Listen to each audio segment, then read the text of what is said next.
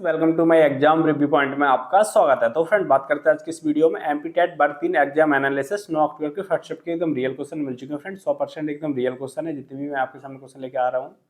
बात करते हैं फ्रेंड इसकी पीडीएफ के बारे में। इसकी आपको पीडीएफ चाहिए तो फ्री में उपलब्ध हो जाएगी, टेलीग्राम पर आपको देखने को मिल जाएगी। ये मेरा टेलीग्राम चैनल है एग्जाम रिव्यू पॉइंट करके, आप टेलीग्राम पर आपको सर्च कर देना है।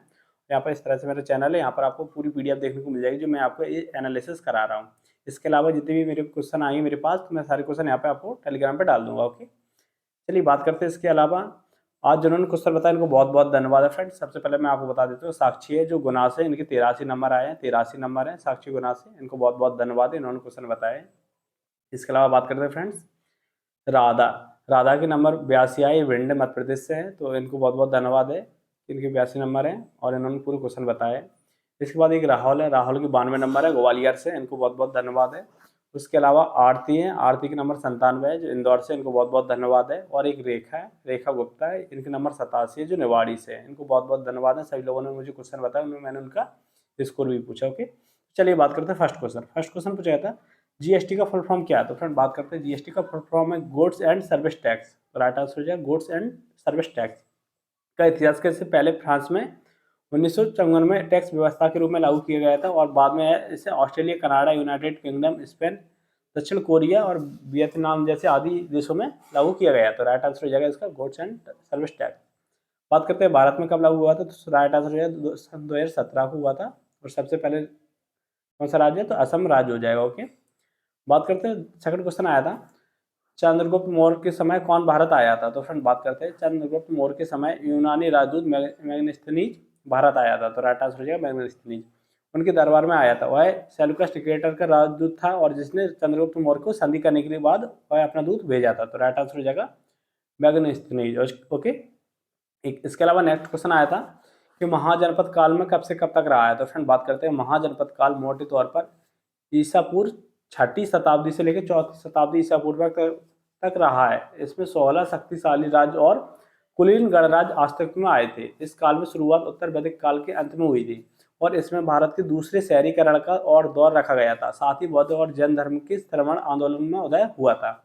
नेक्स्ट क्वेश्चन पूछा गया था, जितने भी मैं आपको क्वेश्चन बता रहा हूँ फ्रेंड 100% रियल है, इसमें कोई भी एक भी फैक्ट क्वेश्चन नहीं है, 100% रियल है। जो क्वेश्चन आए थे वही मैं आपको करा रहा हूँ एनालिसिस। ओके, नेक्स्ट क्वेश्चन है सिकंदर का शासनकाल कब से कब तक रहा। तो फ्रेंड बात करते हैं सिकंदर का शासनकाल 336 ईसा पूर्व से लेकर 323 ईसा पूर्व तक रहा है, जिसके दौरान उसके मैसिडोन और के राजा के रूप में अपनाया गया था, जो बाल्कन के लेकर भारत में फैला गया और कई सैन्य विजय हासिल की गई थी। ओके, इसके अलावा मैं आपको बता देता हूँ इंग्लिश में एक सिनोनिम से क्वेश्चन आया था और 2 एडजेक्टिव से 2 क्वेश्चन आए थे। ओके, इसके अलावा एक ज्योग्राफी से क्वेश्चन आया था। क्वेश्चन ये था कि भूमध्य रेखा से कर्क रेखा की दूरी कितनी है, किलोमीटर में पूछा था। तो फ्रेंड मैं आपको बता देता हूँ, भूमध्य रेखा से कर्क रेखा की दूरी लगभग 2635 किलोमीटर है। तो राइट आंसर हो जाएगा कितनी है, तो 2635 किलोमीटर है। ओके, बात करते हैं 23.5 डिग्री अक्षांश है, क्योंकि एक कर्क रेखा भूमध्य रेखा को 23.5 उत्तर की ओर स्थित है। तो राइट आंसर हो जाएगा, ये पूछा था किलोमीटर कितनी है, तो राइट आंसर हो जाएगा 2635 किलोमीटर हो जाएगा। ओके, इसके अलावा नेक्स्ट क्वेश्चन पूछा था।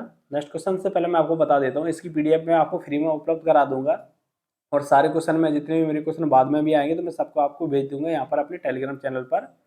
इस तरह से मैं पूरे क्वेश्चन आपको भेज दूंगा, यहाँ पर आप सर्च कर लेना एग्जाम रिव्यू पॉइंट करके, या तो जो वीडियो देख रहा है उसके डिस्क्रिप्शन नीचे लिंक दिया गया है टेलीग्राम और व्हाट्सअप का।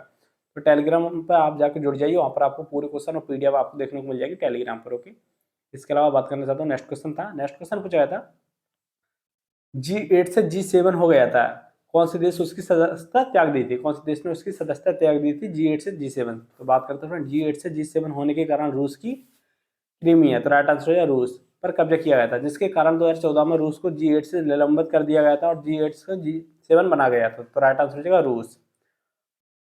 रूस ने आधिकारिक तौर पर 2018 समूह में खुद को अलग कर दिया गया था और कहा गया उसका फिर शामिल होने का कोई इरादा नहीं है। तो राइट आंसर हो जाएगा उसका रूस। ओके, रूस ने को अलग कर दिया गया था।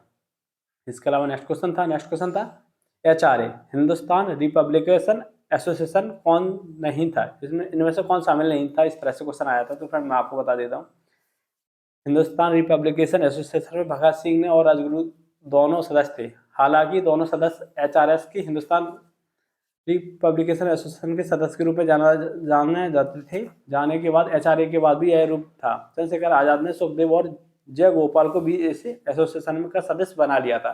इसके अलावा इसमें कोई ऑप्शन था तो उसका वो राइट आंसर हो जाएगा। ये ऑप्शन के हिसाब से पता चलेगा कौन नहीं था। ओके, इसके अलावा मैं आपको बता देता हूँ, आपके सारे एनालिसिस जितने भी एग्जाम हो गए, जैसे कि आने वाले शिफ्ट में एमपी पुलिस है, एमपी एसआई, इसके सारे आपको एनालिसिस देखने को मिलेगा एकदम रियल क्वेश्चनों के साथ। और जब तक आपका एग्जाम चलेगा 13 तारीख तक, 9 से 13 तक, दोनों शिफ्टों का मैं एनालिसिस कराऊंगा एकदम रियल क्वेश्चनों के साथ। बस आप चैनल को सब्सक्राइब करके जुड़ जाइए और बेल आइकन को प्रेस कर दीजिए, जिससे आपके पास जल्द से जल्द नोटिफिकेशन पहुंच सके। ओके, फ्रेंड नेक्स्ट क्वेश्चन की बात करें। नेक्स्ट क्वेश्चन था, पंचायती राज संविधान संशोधन का संबंध किससे है? तो फ्रेंड बात करते हैं पंचायती राज संविधान संशोधन भारतीय संविधान के 73वें संविधान संशोधन अधिनियम 1992 से है। तो 73 संविधान संशोधन 1992 से, जिनसे पंचायती राज व्यवस्था को संवैधानिक दर्जा प्रदान किया गया था। 11वीं अनुसूची में शामिल किया गया गाँव में स्थानीय स्वशासन को सशक्त बनाना था। ओके, और एक क्वेश्चन में कुछ अलग पूछा गया था, मतलब जो स्टूडेंट मुझे बता रहा था कौन समिति से संबंधित है, मतलब कि इसमें इस तरह से था, लोकसभा राज्यसभा कौन कौन बना सकते थे, इस तरह से था।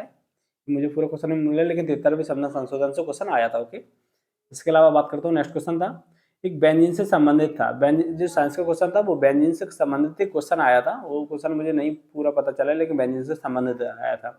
इसके अलावा एक नेक्स्ट क्वेश्चन आया था, एंडोक्राइन ग्रंथि किस तरह कार्य करते हैं? तो फ्रेंड बात करते हैं, एंडोक्राइन ग्रंथि हार्मोन नामक रासायनिक संदेश वाहकों को सीधे रक्त प्रवाह को छोड़ती है, जो शरीर के विभिन्न भागों तक पहुंचकर वृद्धि और चयापचय, प्रजनन और तनाव प्रतिक्रिया जैसी शारीरिक प्रतिक्रियाओं को नियंत्रित करती है।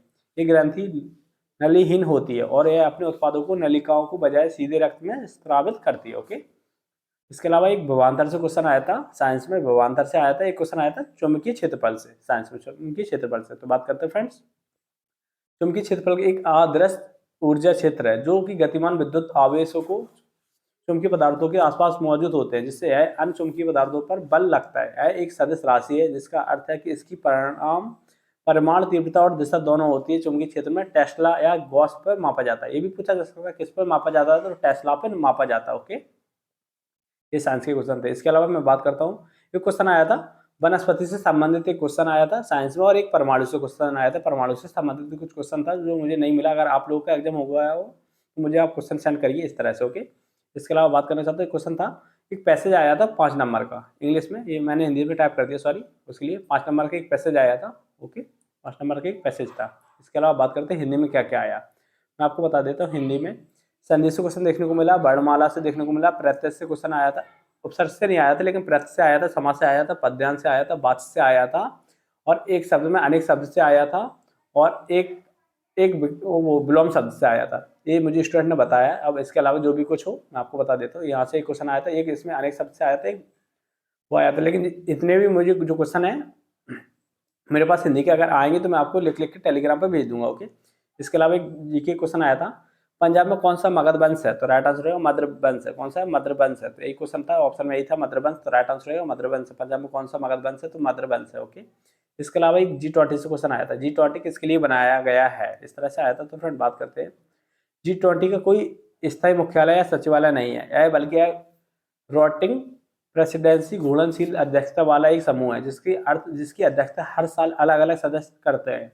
G20 से संबंधित सभी बैठकों को गतिविधियों को संचालन उस वर्ष के अध्यक्षता के देश के द्वारा किया जाता है। ओके, इसके अलावा एक नेक्स्ट क्वेश्चन आया था, नेक्स्ट क्वेश्चन था, उससे पहले मैं आपको बता देता हूँ, ये मेरा टेलीग्राम चैनल है, यहाँ पर दिख रहा होगा एग्जाम रिव्यू पॉइंट, यहाँ पर मेरी फोटो भी लगी है, देख सकते हो आप लोग। मैं आपको थोड़ा और जूम करके दिखा देता हूँ, इस तरह से मैं आप देख सकते हैं, ये मेरी फोटो भी लगी है, और ये मेरे चैनल का नाम है एग्जाम रिव्यू पॉइंट करके। यहाँ पर 18,600 स्टूडेंट ऐड है। ओके, तो यहाँ पर पूरी मैं PDF आपको दे दूंगा। इसके अलावा जो मेरे स्टूडेंट मेरे पास क्वेश्चन भेजेंगे, अभी कुछ स्टूडेंट मेरे पास क्वेश्चन लिख लिख के भेजेंगे, सेंड करेंगे, क्योंकि मैंने बोल दिया कि मुझे पूरे मैथ के क्वेश्चन एकदम हूबहू, इंग्लिश के क्वेश्चन जो आपको याद हों, जीके के जो क्वेश्चन आए थे वो आपको याद होंगे, और साइंस का और मैथ का पूरा एक ही क्वेश्चन मैंने बोल दिया, वो लिख लिख के मुझे भेज देंगे, और जो जैसे ही भेजेंगे मैं तुरंत आपको पूरा लिख लिख के मैं आपको यहाँ पर टेलीग्राम पर डाल दूंगा पूरा क्वेश्चन, और इसकी जो PDF है मैं तुरंत डाल दूंगा। और इसी तरह से आपको भी एग्जाम में बताना है आपको कि क्या क्या आ रहा है आने वाले शिफ्टों में। जैसे कि आपको एग्जाम हुआ है सेकंड शिफ्ट का, जिनका भी सेकंड शिफ्ट में एग्जाम हो जाए, वो मेरा नंबर है 93 40 22 89 74। इस पर मुझे क्वेश्चन सेंड करें सबसे पहले अपने नाम और स्कूल के साथ। ओके, जिससे मैं आने वाले शिफ्टों में एनालिसिस करा सकूँ और सबकी हेल्प हो सके। इसके अलावा मैथ की बात करें तो मैथ में फ्रेंड घन घनाभ से क्वेश्चन आया था, नंबर सिस्टम से, परसेंटेज से, टाइम एंड बर्थ से, प्रॉफिट लॉस से, ग्राफ से, CISI आदि से क्वेश्चन आए थे। इसके अलावा भी और भी टॉपिक थे, लेकिन जो मुझे स्टूडेंट ने बताए इतने ही टॉपिक बताए थे, तो मैंने आपको लिख दिए। यहाँ से क्वेश्चन देखने को मिल रहा है। मैथ्स की एग्जाम की लेवल बोल रहे तो मॉडरेट टू हाई जा रहा है। मॉडरेट टू हाई है यहाँ पर लेवल, मतलब कि ईजी नहीं बोल सकते, मॉडरेट टू हाई यहाँ पर लेवल है इसका। ओके, और इसके अलावा फ्रेंड मैं आपको बता देता हूँ, ये फिर से मैं आपको बता देता हूँ, इसकी पीडीएफ है, फ्री में उपलब्ध है। Telegram channel exam review point करके डिस्क्रिप्शन नीचे लिंक है, टेलीग्राम का ज्वाइन हो सकते हैं, या आप टेलीग्राम पर सर्च कर सकते हैं एग्जाम रिव्यू पॉइंट करके, जो आपको मिल जाएगा। और यहाँ पर टेलीग्राम ज्वाइन कर लीजिए और चैनल को सब्सक्राइब करके जुड़ जाइए और बेल आइकन को प्रेस कर दीजिए, जिससे आपके पास जल्द से जल्द नोटिफिकेशन पहुँच सके। ओके, मिलते हैं नेक्स्ट वीडियो में सेकंड एनालिसिस के साथ। ओके, सेकंड शिफ्ट के एनालिसिस के साथ।